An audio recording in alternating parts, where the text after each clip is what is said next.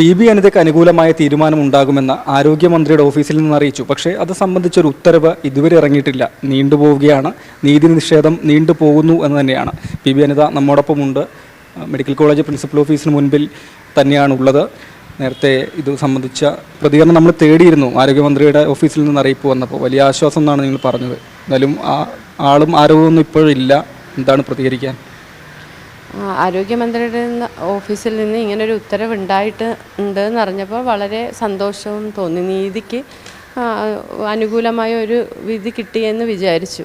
പക്ഷേ ഇപ്പം അങ്ങനൊരു ഉത്തരവ് ആരോഗ്യമന്ത്രിയുടെ ഓഫീസിൽ നിന്ന് ഇറക്കിയിട്ടില്ല എന്നറിയുമ്പോൾ വീണ്ടും ദുഃഖം തന്നെയാണ് തോന്നുന്നത്. ഒരാഴ്ചയായി ഞാൻ ഈ വെയിലും ചൂടും ഒക്കെ ആയിട്ട് ഈ ക്യാമ്പസിനുള്ളിൽ ഇങ്ങനെ ഇരിക്കുന്നത്. ഇതുവരെ ഒരു ദിവസം കൊണ്ടോ അല്ലെങ്കിൽ ഒരു മണിക്കൂർ കൊണ്ടോ എടുക്കാൻ പറ്റുന്ന ഒരു ഉത്തരവാണ് ഇത്രയും വൈകിക്കുന്നത്. ഇത് എന്താണ് ഇവരിങ്ങനെ ചെയ്യുന്നത്, എന്നോടിങ്ങനെ പകപോക്കുന്നത് എന്ന് എനിക്ക് അറിയാൻ സാധിക്കുന്നില്ല. പകപോക്കുന്നു എന്ന് തന്നെയാണ് കരുതുന്നത് അല്ലേ? അതെ, ഇതൊരു സർക്കാരിൻ്റെ ഭാഗത്തു നിന്നല്ലെങ്കിലും ഇത് NGO യൂണിയൻ നേതാക്കളുടെ ഒരു പകപോക്കൽ തന്നെയാണല്ലോ. ആരോഗ്യമന്ത്രി ഒരു ഉത്തരവിടുക, അത് നടപ്പാക്കാൻ അവിടുത്തെ ഓഫീസിലെ ആൾക്കാർക്ക് പറ്റുന്നില്ലെങ്കിൽ അതൊരു പകപോക്കലാണ്.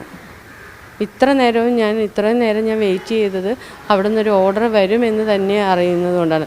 മാധ്യമ സുഹൃത്തുക്കളാണ് ഇതെന്നെ അറിയിച്ചത്.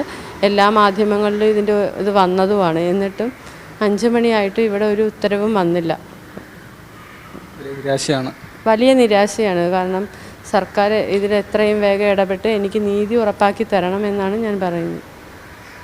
മന്ത്രി നേരത്തെ പ്രതികരിച്ചത് തങ്ങളുടെ ഭാഗത്ത് വീഴ്ച ബോധ്യപ്പെട്ടതിൻ്റെ അടിസ്ഥാനത്തിലാണ് നടപടിയെടുത്തത് എന്നുകൂടിയല്ലേ? അതെ, എന്ത് വീഴ്ചയാണ് എടുത്തതെന്ന് മാഡം പറഞ്ഞിട്ടില്ല. ഞാൻ എൻ്റെ ജോലി കൃത്യതയോടും ആത്മാർത്ഥതയോടും കൂടി മാത്രമാണ് ചെയ്തത്. ഞാൻ എന്തെങ്കിലും വീഴ്ച വരുത്തിയിട്ടുണ്ടെങ്കിൽ അത് ആദ്യം പറയേണ്ടത് രോഗി തന്നെയായിരുന്നു. അതിജീവിത ഇപ്പോഴും എൻ്റെ കൂടെ അന്നും ഇന്നും എൻ്റെ കൂടെ തന്നെ നിൽക്കുന്നുണ്ട്.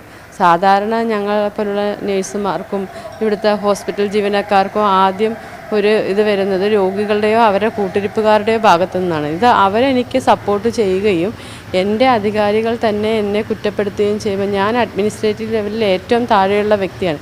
എനിക്ക് പറ്റാവുന്ന എല്ലാ രോഗിക്ക് കൊടുക്കാൻ പറ്റുന്ന സുരക്ഷ ഞാൻ ഒരുക്കിയിട്ടുണ്ട്. പിന്നെ സെക്യൂരിറ്റിനെയൊക്കെ ആദ്യം തന്നെ അധികൃതരാണ് നിയമിക്കേണ്ടത്. ഒരു പീഡിപ്പിക്കപ്പെട്ട രോഗി വരുമ്പോൾ സെക്യൂരിറ്റി സംവിധാനത്തോടു കൂടി അടച്ചുറപ്പുള്ള നല്ല പേവാർഡിൽ ഏതെങ്കിലും ഒരു റൂം കൊടുക്കാമായിരുന്നു. അതാരും ചെയ്യാതെ എൻ്റെ വാർഡിൽ അഡ്മിറ്റ് ചെയ്യുകയാണ് ചെയ്തത്. എൻ്റെ വാർഡിൽ ഉള്ള റൂമിലല്ല എനിക്ക് കിടത്താൻ പറ്റുള്ളൂ. നേഴ്സിംഗ് സ്റ്റേഷൻ്റെ മുന്നിലൊരു റൂമില്ല. അതൊക്കെയാണ് എനിക്ക് കുറ്റകരമായിട്ട് അവർ ആരോപിച്ചിരിക്കുന്ന കുറ്റം. സെക്യൂരിറ്റി സംവിധാനം ഏർപ്പെടുത്തിയിട്ടില്ല, ഈ നേഴ്സിംഗ് സ്റ്റേഷന് മുന്നിലെ റൂമിൽ കിടത്തിയിട്ടില്ല എന്നാണ് DME ഇതാക്കിയ. അങ്ങനത്തെ സംവിധാനം അവിടെ ഇല്ലാത്തടത്ത് ഞാൻ എങ്ങനെ ഉണ്ടാക്കി കൊടുക്കാൻ പറ്റും? ഹൈക്കോടതി ഉത്തരവുണ്ടായിട്ടും അത് നടപ്പിലാക്കുന്നില്ല. 6 ദിവസം സമരം ചെയ്യേണ്ടി വരുന്നു. അപ്പോൾ ഹൈക്കോടതിയുടെ ഒരു വിധിക്ക് പോലും വില കൽപ്പിക്കുന്നില്ല എന്നല്ലേ മനസ്സിലാക്കുക? അതെ, ഹൈക്കോടതിയുടെ വിധിയെ പോലും മാനിക്കുന്നില്ല. സാധാരണ എല്ലാ പൗരനും ഹൈക്കോടതിയുടെ വിധി നടപ്പാക്കാനുള്ള എല്ലാ ഇതും ചെയ്യേണ്ടതാണ്. അതും എനിക്കെതിരെ അതും നടപ്പാക്കുന്നില്ല. എന്തായാലും ഇതൊരു അനുകൂല തീരുമാനം ഉണ്ടാകുന്നത് വരെ ഇവിടെ തന്നെ തുടരും അല്ലേ? അതെ, എനിക്ക് എന്ന് ജോയിൻ ചെയ്യാൻ പറ്റുന്നോ അതുവരെ ഞാൻ ഈ സമര പരിപാടിയായിട്ട് മുന്നോട്ട് പോകും. നിയമ നടപടി അതിൻ്റെ വഴിക്ക് നടക്കുകയും ചെയ്യും.